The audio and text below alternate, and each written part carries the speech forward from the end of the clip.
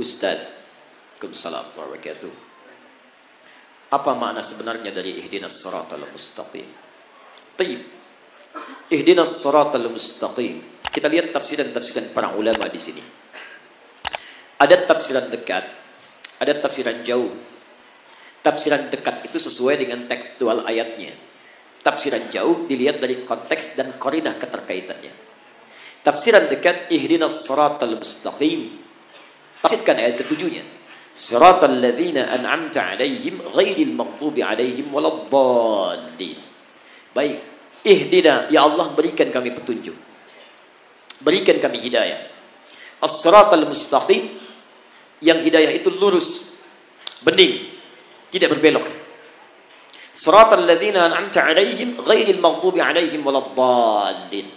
Yang hidayah itu pernah disampaikan dan mendapatkan kenikmatan dari orang-orang sebelum kami, dan dengan itu jagalah kami supaya tidak berbelok ataupun masuk dalam golongan orang-orang tersesat dan orang-orang yang diadab. Para ulama pertama mengartikan hidayah ini pertama dengan Islam. Islam. Karena ketika hidayah disebutkan dalam Al-Quran, yang pertama menunjuk pada Islam. Hidayah jika disebutkan pertama menunjuk pada Islam. Ini satu. Yang kedua, hidayah juga bisa disebutkan menunjuk pada kekuatan iman. Kekuatan iman. Kalau yang ini belum masuk Islam, maka jadi Islam. Seperti tadi Musa diutus pada Fir'aun, seperti Muhammad SAW diutus pada umat manusia. Kalau yang ini sudah muslim tapi ditambah keimanannya.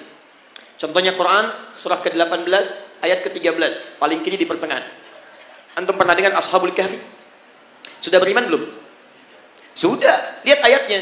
Innahum fityatun amanu bi rabbihim. Mereka itu para pemuda yang sudah beriman kepada Rabbnya. Imannya sudah ada. Ketika imannya dijaga dan terus mendekat kepada Allah, wazidnahum huda. Kami tambahkan hidayah. Zidnahum huda. Hidayah ditambahkan. Imannya dikuatkan lagi. Ketika beriman dikejar-kejar. Dia pertahankan imannya. Begitu dia pertahankan imannya, kemudian masuk ke dalam gua, Allah tambahkan lagi kekuatan iman. Semakin mendekat, semakin mendekat, semakin mendekat. Baik. 3, ada jenis hidayah, bentuknya amal soleh. Jadi kalau orang diberi hidayah oleh Allah Subhanahu Wa Taala, artinya diberi jalan untuk beramal soleh, petunjuk untuk mengerjakan amal soleh. Dalilnya Quran surah kedua, misal Al-Baqarah, dari ayat kedua sampai ayat kelima. Lihat, dzalikal kitabu la raiba fihi hudan lil muttaqin. Hudan, hidayah diberikan pada orang takwa. Siapa orang takwa itu? Orang yang tergerak mengerjakan amal soleh dengan imannya.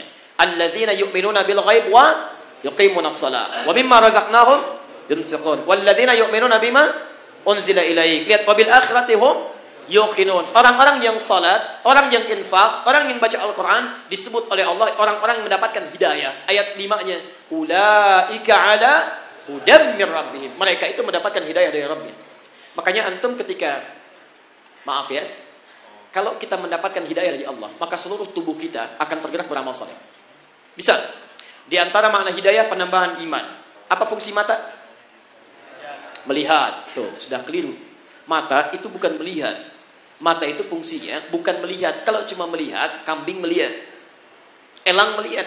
Dan saya sering katakan mata elang lebih tajam daripada mata antum. Elang naik ke udara, di langit dia melihat anak ayam, kelihatan oleh dia, diterjang, diambil. Antum naik pesawat ke udara, anak antum nggak kelihatan di bumi. Tapi mata elang tidak dihisap, mata antum dihisap. Quran surah 17 ayat 36. Inna sam'a wal basara wal fu'ada kullu ulaika kana anhu mas'ula. Telinga, pandangan, apa yang kita fikirkan akan dihisap oleh Allah. Karena mata kita dihisap, fungsi mata kita bukan melihat. Fungsi mata kita melihat yang baik-baik. Quran surah 24 ayat 30 untuk laki-laki, ayat 31 untuk perempuan. Kullil mu'minin. Dia, ketika fungsi mata disebutkan, imannya dulu disebutkan. Katakan pada pria-pria yang merasa punya iman. Siapa yang punya iman? Yang mendapatkan hidayah. Karena bagian dari hidayah adalah memberikan kekuatan iman. Lihat, hidayah masuk lewat mata. Iman masuk lewat mata. Ketika iman masuk lewat mata, yaghuddu min absarihim. Maka dia akan palingkan dari yang tidak baik. Menurut Allah. Makanya mata orang yang mendapat hidayah itu ketika melihat yang baik-baik, cepat bergerak. Coba lihat. Di antara sekian orang yang lewat di jalan, ditampakkan oleh Allah melihat masjid, melihat orang, melihat sekian. Berapa di antara yang melihat itu yang tergerak untuk datang ke masjid? Yang paling aneh begini, antum kerja nih, tiba-tiba di jalan, begitu mau pulang, azan. Begitu lewat, kok lewat masjid dan antum lihat orang sholat. pertanyaan saya, mudah bagi Allah mengarahkan antum ke tempat lain yang tidak melihat orang sholat. Kenapa Anda dibawa ke situ melihat orang sholat? Artinya Allah menginginkan Anda dapat hidayah lewat mata Anda. Itu poinnya. Diberbahagialah kalau Anda sering diarahkan pada yang baik-baik. Dulu di Amerika, itu ada 2 mahasiswa. Satu muslim, satu non-muslim. Yang muslim sering berdakwah dengan akhlaknya. Dan dia sering lihat yang baik-baik. Channel One dia putar. Satu kali acara salat Isya di Mekah. Imamnya Syekh Sudais. Dia iseng tanya pada kawannya non-muslim. Perhatikan kalimatnya. Menurut kamu, berapa banyak orang ada di situ? Masjidil Haram. Kata non-muslim, saya kira 5.000, 50.000 lah. Kata temannya, di situ setidaknya ada 500.000 sebelum dibongkar. Kata yang muslim, berapa lama waktu dibutuhkan untuk membuat mereka semua rapi seketika? Kata yang non-muslim, saya pikir 3 pekan. 3 pekan. Dia kira dibariskan satu-satu. Perhatikan kata yang muslim, saya akan tunjukkan pada Anda, tidak sampai 5 menit semua baris rapi. Masya Allah. Kata non-muslim ini, saya tidak percaya. Kata yang muslim, lihat. Begitu iqamat. Allahu Akbar, Allahu Akbar. Masya Allah. Yang tawaf berhenti semua. Rapi, menghadap. Belum 1 menit. Sudah bengong. Tunggu. Jangan dulu bengong. Begitu Syekh Sudais memulai. Istaqimu. Rapi, tegak semua. Begitu takbir, Allahu Akbar. Semua takbir seketika rapi. Enggak sampai 5 menit. Tiba-tiba, hidayah masuk lewat mata. Tuh, pertama, Islam. Dia berkata, perhatikan perkataannya. Tolong tunjukkan pada saya bagaimana caranya masuk Islam. Karena agama ini bukan buatan manusia. Nonton sholat Isya, dapat hidayah, masuk Islam. Yang paling aneh, sudah masuk Islam, diajak sholat Isya, nggak berangkat. Itu poinnya. Hidayah masuk lewat mata. Makanya mata orang dapat hidayah, itu lihat yang baik-baik cepat. Yang tidak baik dia palingkan. Lihat handphone, tayangan nggak baik, dia palingkan. TV nggak ada acara yang nggak bagus pindah channel. Majalah nggak ada yang dibawa yang nggak baik-baik, yang baik semua baik.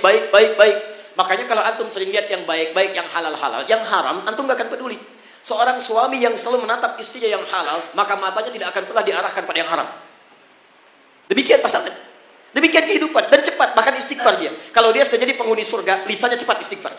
Quran surah ketiga ayat 133. Wasari'u ila maghfirah. Perhatikan, ada calon penghuni surga seluas langit dan bumi, orang takwa, itu cepat beristighfar.